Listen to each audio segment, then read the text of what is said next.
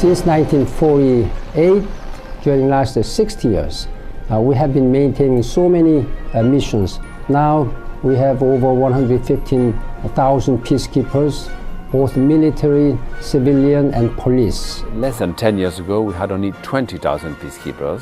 Today we have 115,000 in mostly 15 peacekeeping missions all over the world. We're not the first response of the international community. We tend to be the last. We are engaged in a little over half of all the armed conflicts in the world.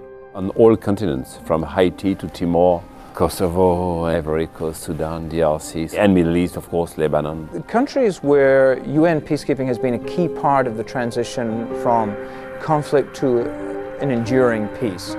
I would start with Namibia, Mozambique. There were a whole series of them in Central America, starting with El Salvador, Guatemala, Honduras, Nicaragua. Central Asia, we had Tajikistan. Southeast Asia, we had Cambodia. West Africa, great progress in Sierra Leone and Liberia. The United Nations peacekeeping forces deploy at a moment where people who are there are making a decision as to whether or not it's safe for them to put down the gun.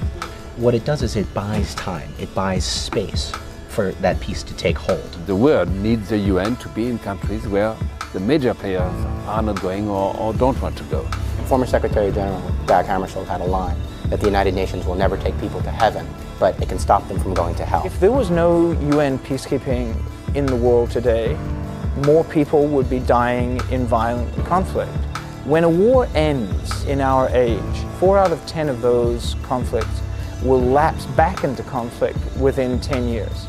If you deploy a UN peacekeeping mission, then you can about halve the chances of that country relapsing back into conflict. The Security Council has mandated 63 peacekeeping missions in the last 60 years, and 45 of those have been closed down, and most of them successfully. Achieving some kind of stability, some kind of peace, and creating a space where you can actually start rebuilding. The conflict has broken many parts of a society.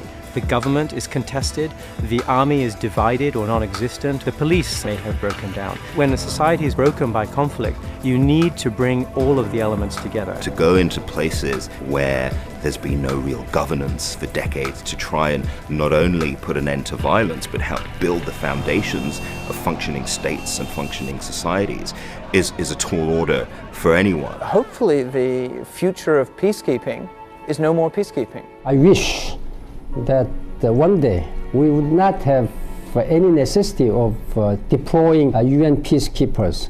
That was my message. In 1991, there were 17 major conflicts. That is 17 conflicts that killed more than 1,000 people a year, and 35 second-order conflicts. Thanks largely to UN peacekeeping, we've cut that by about half. What happens at the end of a successful peacekeeping deployment is that we've helped to enable the local population to take care of these issues themselves. We don't do for them. We basically enable them to do. It is within the capacity of our generation to end armed conflict in the world.